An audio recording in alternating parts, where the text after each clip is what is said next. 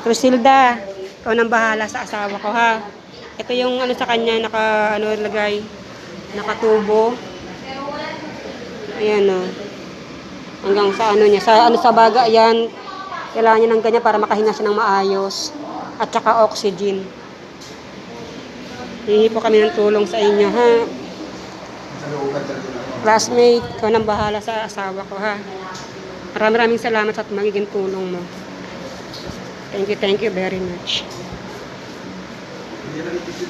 Nasa San Lazaro Hospital po kami ngayon. Kailangan niya po ng mga gamot na ituturo sa kanya.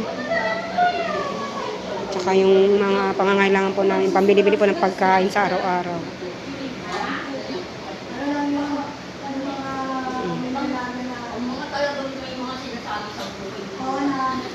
Thank you, classmate.